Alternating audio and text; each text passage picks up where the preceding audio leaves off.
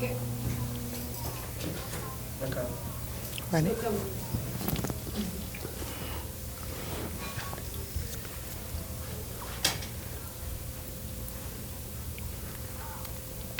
Good evening and welcome to On the New York Circuit.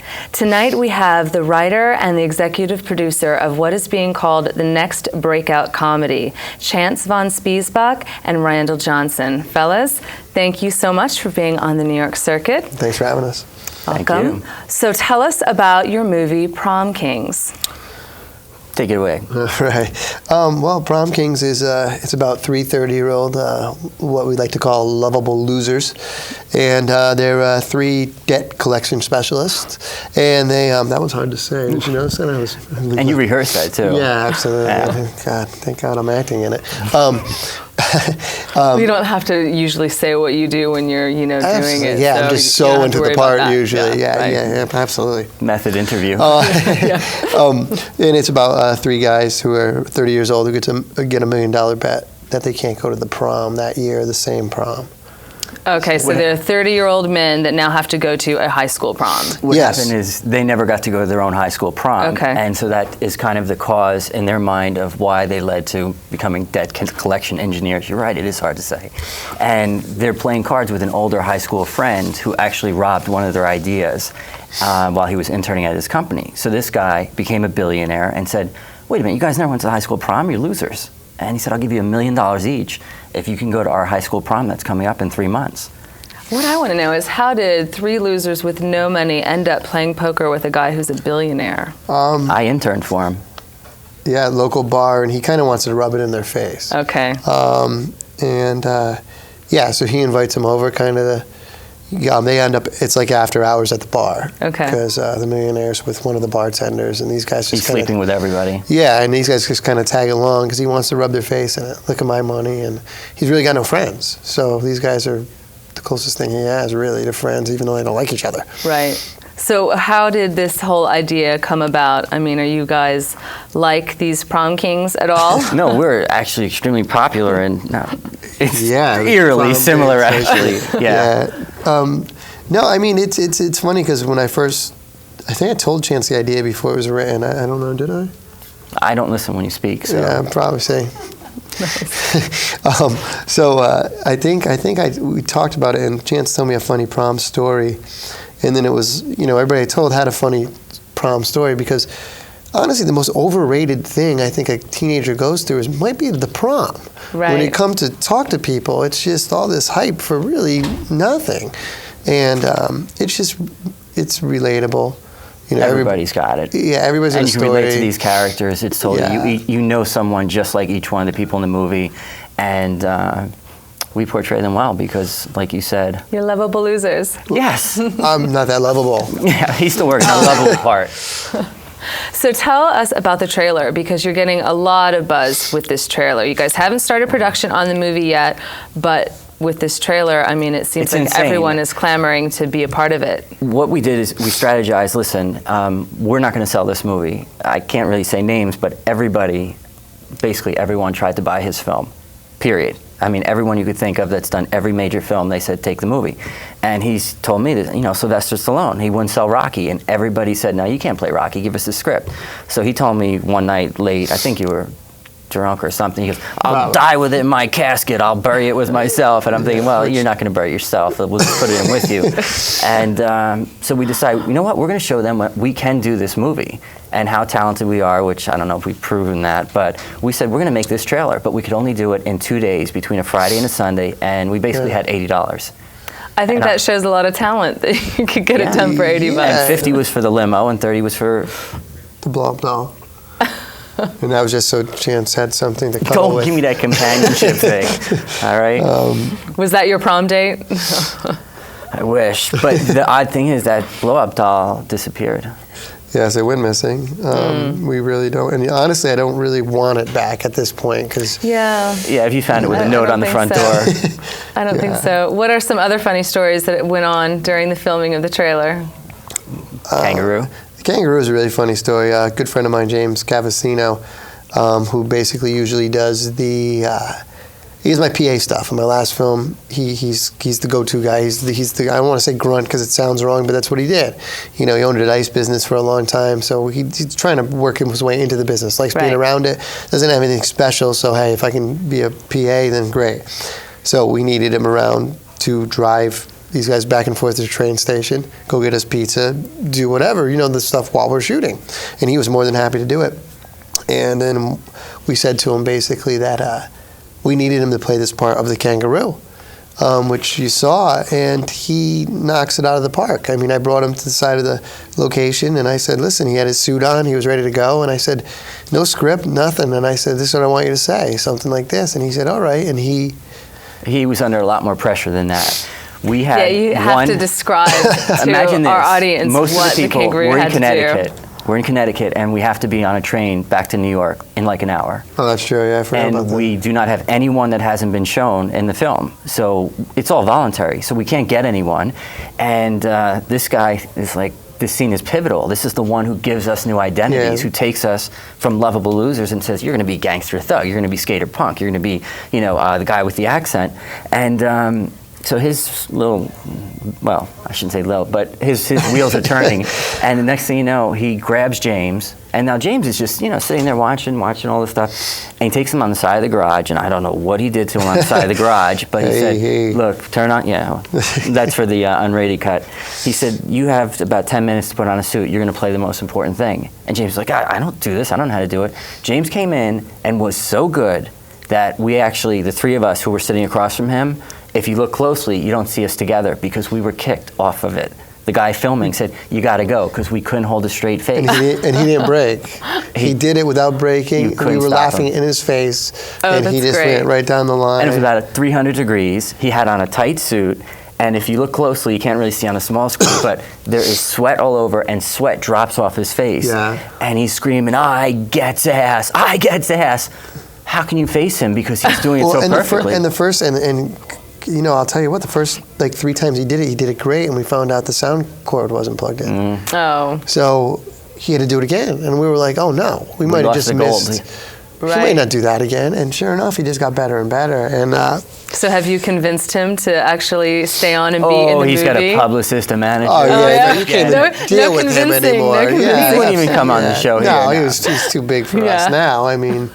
You know, he's got those big Oliver People gold glasses. Yeah, exactly. He's got a gold jumpsuit. Big medallions. Yeah, it's crazy, but yeah, no, he's ready to go if need be, and that's a good part about everybody that worked on the trailer that I basically work with, because it's just too much of a headache to work with people you don't like, and you know, especially when you're doing something like that. I mean, we hung out. I mean, it was fun, and I think it comes through with the trailer. You see that we're having fun, and I think that's something that with these characters, like Chance and I working together, you see that we genuinely like each other. You know. But you see, you know, you can just feel it, and then when people feel it, you know, the audience, you know, they can genuinely see. Like, other actors, you just know they almost don't like each other. You watch them. And when you watch those like love, romantic comedies, and you see the two characters, and they're like doing that kind of stuff. Yeah. So when you guys, you know, have to be romantic and kiss in the movie, it's totally believable. Yeah. A lot of rehearsal. Right. Well, we don't want to give anything else away, but are there any other, you know, funny anecdotes or stories that you can tell us about the movie? Because you guys were telling me some great ones beforehand, but I don't want to give the ending of the movie away, so. The older gentleman who plays my grandfather, the swinger grandparents, he was given, like we said, our budget. He was found on Craigslist for a role in a movie. He never asked a question. Oh, strange. He came in, put on the blinders, and had a mouth bit where he took the Capri Sun and drank through it. However, one thing you didn't see, given our budget, we didn't have proper lighting. We had bought a showpiece dildo. And by showpiece, I mean, maybe in Germany they actually used the thing of this size, but this was meant... I think you put it on a birthday cake. Yeah, something, but it was gigantic. It made different colors and... And it changes red, green, orange, yellow, because it's got a spinning, rotating light inside. You know a lot about that. That disappeared too. Had to go to the hospital for that one. But anyway, so the thing is spinning and spinning, and Randy said, we're going to put it attached to his butt inside his boxers. So You'd see the color and the shape. So as he turns to walk away from me after giving me this look like, hey, I'm upstairs having a good time, you're a loser cooking eggs, he walked away kind of with a little limp, and you see this gigantic thing coming out, the boxer, with changing lights. This guy never asked a question what this was for, didn't get paid, Didn't never know asked his for a name. copy. I didn't even know who the guy I is. don't know where he went. I don't know. I think you guys probably scared him. He was like, let He me just walked do in this and- and get out of well, here. I'm not going to ask any questions. I realized I didn't tell him what it was when he got there, and so I pulled him over to the side. I said, "Listen, there's some, he's a swinger grandparent." He said, "That's fine." And He was closed off, no and he problem. was way too calm about it. He was just like, "That's fine," and I'm like, I said, "Swinger," and he said, "That's fine," and I said, We're going to duct tape this to your butt cheeks. and he's like, "Okay." And he gets done, shakes my hand, which is, You Purelled for like a half hour after that one. shakes my hand, walks out the door, never to be heard from again. No, I don't even know how to get a hold of him. I don't know what We happened. want to Is he show him not- the tape because he's fantastic, and we don't know where he is. Yeah. Wow, well, maybe he'll see this and he'll know to He get in probably touch doesn't with you. want to see the tape. I'm wondering. I mean, and he just did it and drove home. He crossed the state line. He was in Rhode Island. right? Interesting. Never That's to be certainly seen an again. interesting story. He might have the blow-up doll. You're Yeah. right. You're right. That's sick freak. I know it. Well, now that we've solved that mystery, I don't know if I'm glad or scared to ask you any more hidden antidotes that I don't You know should about. be. You should Should be. quit while you're behind. Yeah, Yeah, yeah, should very funny. Be afraid. All right, so let's talk about what you guys have been working on beforehand, what your training is, and what other things that you've done What in you the mean by entertainment. Training dogs. Entertainment training. Oh, None. None at all, obviously, no. Haven't you seen the trailer? huh? You just fell off a bus with a script in your hand. Yeah, or wrote one at the Toilet. gym Yeah. in between sets. My background is basically I went to the Eugene O'Neill National Theater Institute in Connecticut, where I'm from. And then after that, I kind of bounced around. I did a TV show on Oxygen for a little while, and short-lived. Did a few small movies here and there, just bad independent stuff. You were up for Anakin Skywalker, all right? Yeah, well, I didn't go. Well, that's because you're brain dead. Yeah, Doesn't mean that you weren't I up wasn't. for it. I wasn't the exact. What happened that day that kept you from going to that audition? I just mentally, I just wasn't. I was that kind of person at the time. I was just, like, things were going to come. at And the that's time. what I hitched don't know my if I was wagon cocky or whatever, but I was 21, and it looked like I was probably older than like 23, but it looked like it was going to be hey, I'll get stuff. I don't want to go to LA. I have to go to Lucas Ranch. I'm not going to get it. There's probably 1,000 people. I'm not going. So, that's just how I thought at the time. I don't think I wanted it. I don't think I was ready. Yeah. I think I was too immature. I was basically thrown into it. I was playing basketball. I went to college to play basketball, wrecked my ankle, was doing nothing. I was going to school, and I met Carolyn Pickman's friend at the casino one night. And next thing you know, they're throwing me into acting school, and now 6 months later, I'm done that program, and I'm on a TV show. So there was no in between for me. There was no time to stop and let it soak in. So I came back, 27, I think I came back, 28. I started writing inclusions. But my last movie I did, my first movie, and then I got back into it, and I said, this is So it was what I kind want of to do. more of a found passion for you. It wasn't something that you had planned on pursuing No, not from at all. childhood. Yeah, just no, kind of yeah. fell into it. Played Tom Sawyer when I was a little kid because I got detention, and I told the teacher in detention that I had to. I was trying out for the play, and I had no intention of it, and so the teacher said, "Fine, you're gonna try out for the play. I'm gonna walk you down." And she walked me That's down, great. and I got the part as Tom Sawyer in like this big community play, and I was like. So that's kind of a funny story. But after that, that was pretty much my peak, I guess, at 7. Playing Tom Sawyer, I peaked out. Well, I'm then. surprised that it didn't stick with you then. You didn't have like a good experience. If I got more playing Tom. detentions, probably. But it was. It was. I played. I played a lot of sports, and it's hard to do both in high school. See, she knew what she was doing because that was more of a punishment, like Yeah. making you do Called that the was bluff. like a long-going detention. Yeah, exactly. I got the part. Yeah, exactly. And I think I kind of rolled with that whole attitude the whole time. I went into things going, you know what, I don't really care, and you just do it. Right. And that got me by for a long time.